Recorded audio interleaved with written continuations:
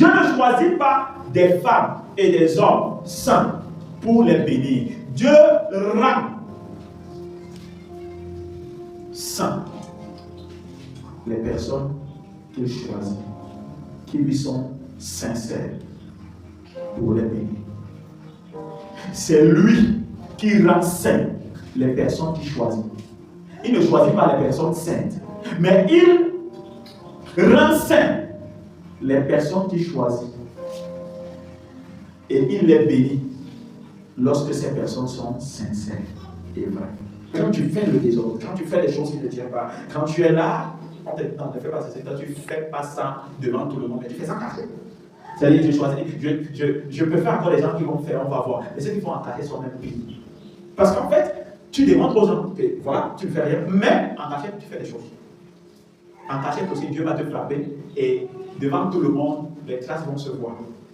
On dit souvent que les gens qui ont demandé la table, quand le Mamou Ouattara décide de taper sur la personne, on ne voit pas le Mamou Ouattara. On voit seulement les traces. Donc c'est comme ça que ça se passe aussi avec Dieu. Puisque tu casses les choses et tu ne veux pas qu'on sache, lui aussi va te taper. Personne ne va voir.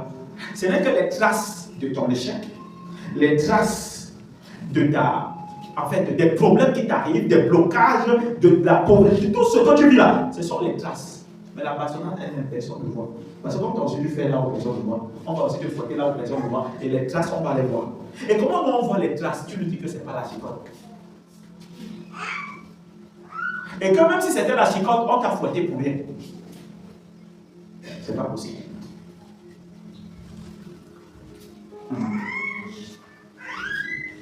Vous savez, quand quelqu'un arrive devant un homme de Dieu, et quand il dit, je ne sais pas vraiment ce que j'ai fait aux gens, ça veut dire que toi, tu sais ce que tu as fait. Parce qu'une personne doit prendre le temps de pouvoir certainement entrer au fond de soi-même. Et non de regarder d'abord ce que l'autre a fait, mais d'abord regarder soi-même. Qu'est-ce que moi-même j'ai fait? Quelles sont les actions que j'ai posées? Est-ce que moi je suis pur? Est-ce que moi si on me fait ça, ça va marcher? Est-ce que c'est bien? Donc si vous êtes sincère, Dieu va vous localiser. Si vous n'êtes pas sincère, sachez une chose, l'onction sera en vous, mais il n'y aura aucun changement. Parce que c'est clair. Celui qui cache ses transgressions ne prospère point. Si tu veux continuer à cacher. Mais j'ai toujours l'habitude de dire, si on cache la maladie, on ne cache pas la mort. Si on cache la mort parce qu'on est allé mettre le cadavre quelque part, il y a l'odeur qui va nous amener là-bas. Si même on a fait tout pour emballer le cadavre pour que l'odeur ne sorte pas, même les mouches vont nous conduire là-bas. Il y a toujours quelque chose qui va nous conduire dans le lieu du crime.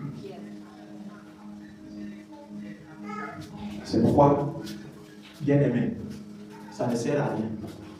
Tu n'es pas le premier ni la dernière à faire certaines choses. Le but de Dieu, c'est que tu avoues et tu délaisses. Ne viens pas avouer pour nous fermer les yeux afin de continuer derrière. Parce qu'il y a aussi une méthode. On avoue pour essayer de voiler les yeux à celui-là doit vous faire confiance pour qu'en fait derrière vous faites alors ce que vous voulez faire. Mais vous n'avouez pas pour quelqu'un. Vous ne délaissez pas pour quelqu'un. Vous délaissez pour vous-même. Parce que toutes les fois que tu vas recommencer, toutes les fois que tu vas essayer de démontrer aux gens que non, tu n'as aucun problème, mais par derrière tu as un problème, Dieu va aussi te traiter là-bas. Parce que les gens te font confiance que tu as dit qu'il n'y a pas de problème. Mais derrière, tu as un problème. Alors tu auras des problèmes avec Dieu et non avec la personne. Donc tu as des problèmes derrière. Puisque tu lui as dit qu'il n'y a pas de problème, alors derrière, tu as des problèmes. Alors tu auras des problèmes avec Dieu aussi. Derrière. Ça ne sera pas avec la personne. Donc on est là, on avance. Qu'est-ce qui empêche? Ou qu'est-ce qui dérange? Ou qu'est-ce qui nous retient? Mais si c'est la sorcellerie, il y a l'onction. On prie ici pour vous. La Bible déclare que l'onction brise le jour. Mais attends, nous avons les armes efficaces, capables de renverser les puissances des ténèbres. Mais qu'est-ce qui fait que ces ténèbres-là continuent à demeurer? Il y a une raison. Puisque tu caches les transgressions, puisque tu caches ton côté noir, et c'est dans le côté noir là que la sorcellerie là réside. L'endroit où tu es en train de cacher, c'est là où l'ennemi aussi va se cacher. Et te traite calmement. Si vous attendez qu'on ait la révélation, attendez. Quand on va avoir la révélation que tu es monté, tu es descendu, tu as fait ceci, tu es entré, tu es ressorti. Garde. Mais ne sois pas surpris. Alléluia. Dieu ne choisit pas des hommes saints pour les bénir.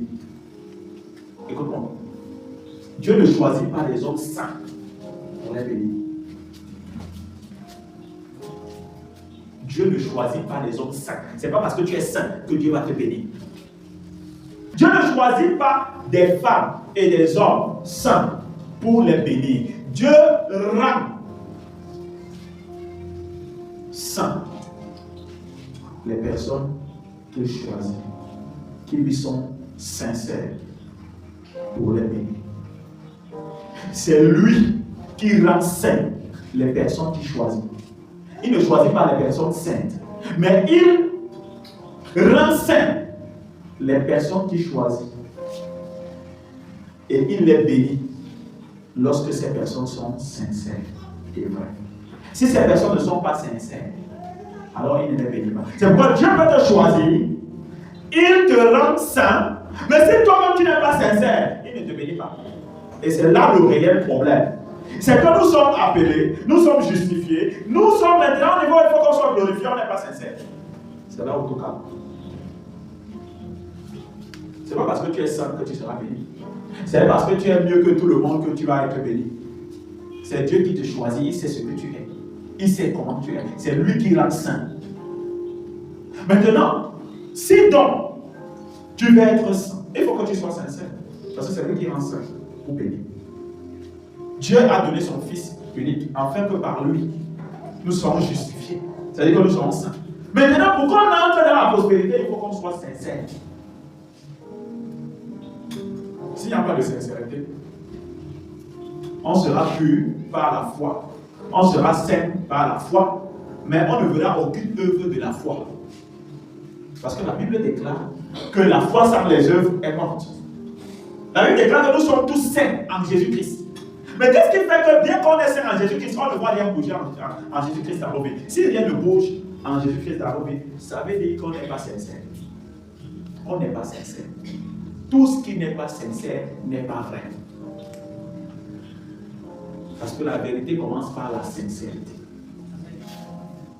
La sincérité, c'est quoi? C'est que je sais que je ne suis pas clair. Et je ne veux pas démontrer aux gens que je suis clair. Je présente exactement ce que je suis. En fait, à partir de ma sincérité, on aide. Une personne qui n'est pas sincère, on ne peut pas l'aider.